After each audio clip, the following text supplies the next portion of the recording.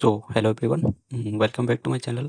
आज अपन पढ़ेंगे हिस्ट्री का नेक्स्ट चैप्टर। उसमें है संगम युग। संगम युग के बारे में पढ़ते हैं। ठीक है, चलो आगे बढ़ते हैं। संगम युग हिस्ट्री में ये साउथ साउथ इंडिया का हिस्ट्री है। ये मतलब दक्षिण भारत का इतिहास। दक्षिण भारत का इतिहास में क्या है, समय अवधि क्या है, 2500 से 500 ईसा पूर्व तक ये दिया हुआ है। ठीक है, इसमें क्या है नेक्स्ट, ऐतिहासिक साक्ष्यों के अनुसार दक्षिण भारत में एक स्पष्ट कांस्य युग का अनुभव नहीं हुआ है। मतलब यहाँ पे स्पष्ट तरीके से नहीं पता चलता है कि कांस्य युग है या नहीं।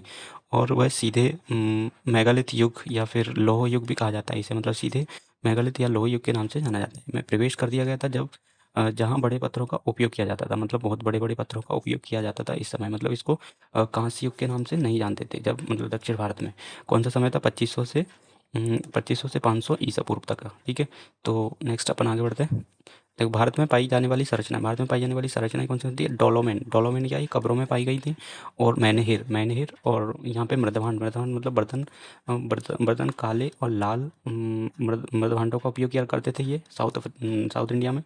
ठीक है, तो नेक्स्ट अपन ये कम्युनिटी के बारे में देखते हैं। ये समुदाय समुदाय क्या है, ये वे पशुपालक समुदाय से संबंधित थे। पशुपालक मतलब पशुओं के पालते थे ये लोग। अ, यहाँ आप यहाँ पे पिक्चर पिक्चर देख सकते हो कि यहाँ पे पशुओं को पालते थे ये। और उन्हें कृषि का ज्ञान था। मतलब इन्हें साउथ इंडिया के लोगों को कृषि का ज्ञान था, लेकिन वे करते नहीं थे। मतलब उनको नॉलेज था बट ये करते नहीं थे। ठीक है, नेक्स्ट नेक्स्ट क्या है यहाँ पे कि दक्षिण भारत का इतिहास है जो, और चेर पांड्य और चोल वंश का प्रारंभ होता है। मतलब यहाँ पे दक्षिण भारत का जो जितना भी इतिहास है वो इन्हीं वंशों को लेकर बना हुआ है। ठीक है, से प्रारंभ होता है। ये आप यहाँ पे पिक्चर में देख सकते हो। ये यहाँ पे चेरास हैं, ये यहाँ पे पांड्यास, ये चोलास। ठीक है, ये साउथ इंडिया का है। ठीक है, नेक्स्ट अपन संगम युग के बारे में देखते हैं।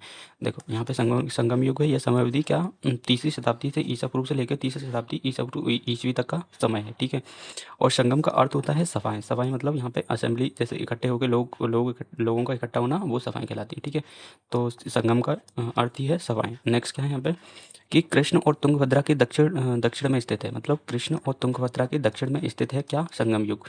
जो संगम युग यहाँ पे चला था वो कृष्ण नदी और तुंगभद्रा नदी के दक्षिण में स्थित है। इसमें कुल 3 संगम हुए थे।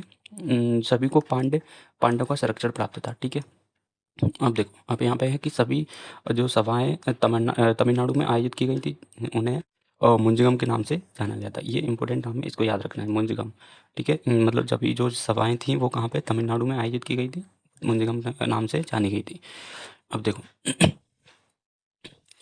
संगम काल के दौरान जितनी भी सभाएँ होती हैं उसके बारे में देखो। सबसे पहली सभा हुई थी मदुरै में, और दूसरी सभा हुई थी कपाटपुरम, तीसरी मदुरै। और इसके जो पहले के अध्यक्ष थे ऋषि अगस्त्य, दूसरे के अध्यक्ष थे तोल्काप्पिय, तीसरे के नक्कीरार। ठीक है, इनको देखना है। नेक्स्ट है अपन संगम काल का जितना भी साहित्य है और लिटरेचर के बारे में पढ़ते हैं। साहित्य के बारे में ये 2 रूपों में विभाजित है। पहला है कथात्मक, मतलब कहानी के रूप में लिखा हुआ है, और इन्हें सामूहिक रूप से मेलकर्णिकू कहा जाता है। और इसमें 18 प्रमुख कृतियाँ हैं। कितनी हैं? 18 कृतियाँ दी हुई हैं। प्रथम संगम के लिए कोई भी पाठ उपलब्ध नहीं है। मतलब प्रथम संगम के लिए कोई भी पाठ उपलब्ध नहीं था। और उदाहरण के लिए और कौन सी होती है, एट्टा तो कोई, और पट्टू पट्टू और पथिन आदि। ये साहित्य के बारे में, कथात्मक कहानियों के बारे में बताती हैं सारी। ठीक है, और नेक्स्ट है यहाँ पे शिक्षात्मक, मतलब शिक्षा के बारे में है, एजुकेशनल। और काव्य हैं यहाँ पे। इन्हें सामूहिक रूप से किल्कल्कु किल्कन्नकू कहा जाता है। इसमें 18 लघु कृतियाँ हैं। ये प्रेम और पुरम के बारे में बताती हैं। जैसे तिरुक्कलम, नालियाम, नालदियार, इन्ना और नथुपुरम, ये सारे इनके एग्जाम्पल हैं किसके, निश्चयात्मक काव्य के। और आप यहाँ पे देख सकते हो कि ये जो तुल्लकपियम है, तुल्लकपियम दूसरी संगम अवधि में तुल्लकपियर के द्वारा रचित सबसे पुरानी तमिल व्याकरण ग्रंथ है। मतलब ये ग्रामर के बारे में बताई गई कि तमिल ग्रामर। ठीक है, अब देखो, इस काल में लिखे गए कितने भी महाकाव्य थे वो। और पहला है यहाँ पे शिल्पदिकारम। इसे इलिंगो अडिगम के द्वारा रचित है, जो युवा व्यापारी के कोवलन के सदाचारी कन्नगी से विवाह और गणिका माधवी के प्रति प्रेम का कथा को बताता है। मतलब प्रेम कथा के बारे में बताया गया। और नेक्स्ट यहाँ पे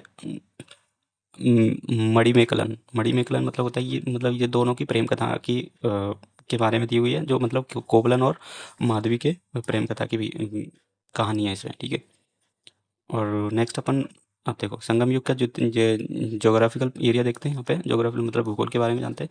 और थिन्नई या थिनई ये तमिलनाडु के विभिन्न भूदृश्यों या फिर भौगोलिक विभाजित को दर्शित संदर्भित करता है।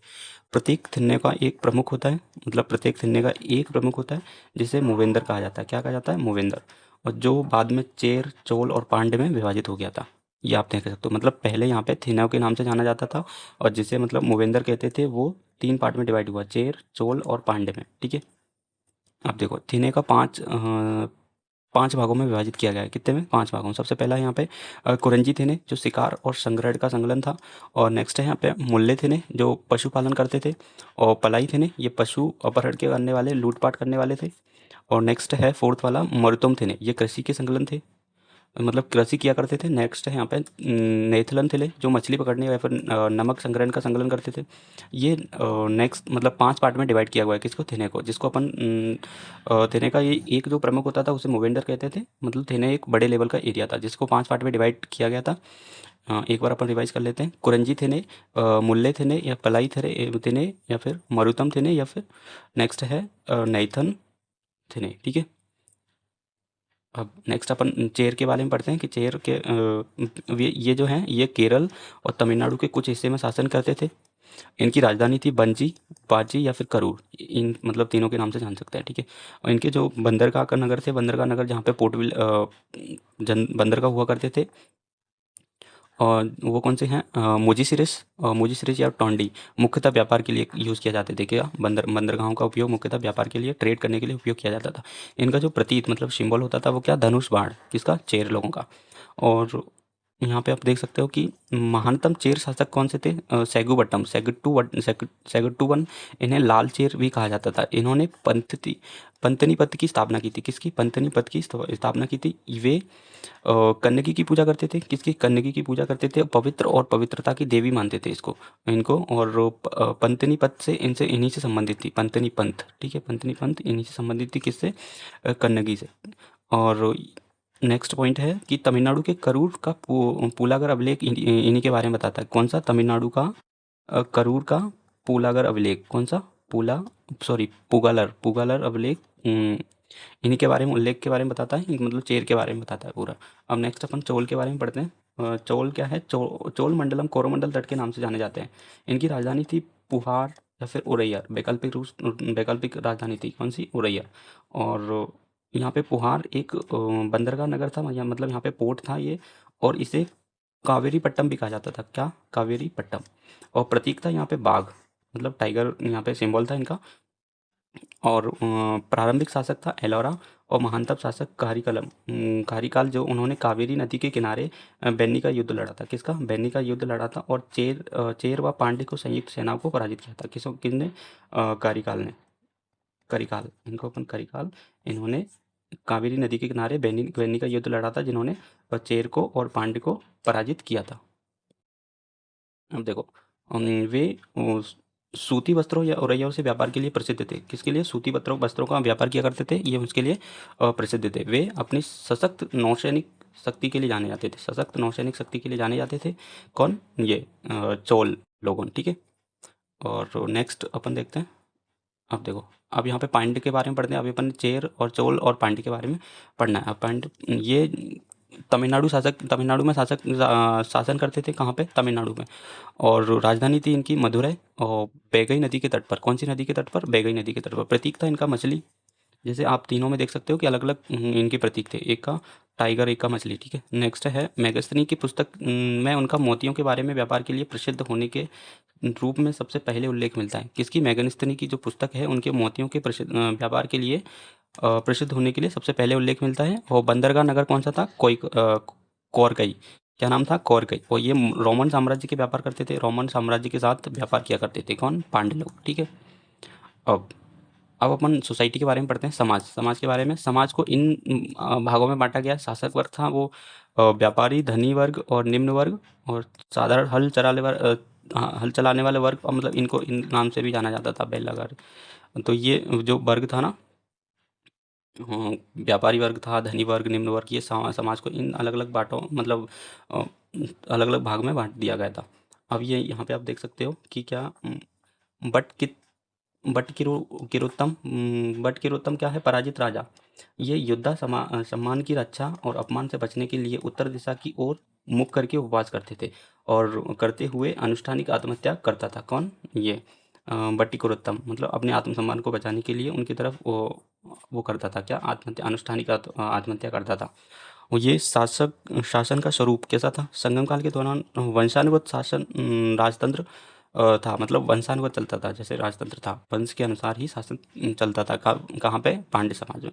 और यहाँ पे नोट में दिया हुआ है कि मोवेंद्र वेलन और अर्यार समृद्ध भूमिधरों की उपाधियाँ थी। ये मतलब अलग अलग उपाधियाँ थी जो भूमिधर, मतलब जिनके पास ज़्यादा ज़मीन हुआ करती थी, उनको उपाधियाँ दी जाती थी, मोवेंद्र वेलन और अरैयार। ठीक है, तो यहाँ पे अपना संगम युग ख़त्म हुआ।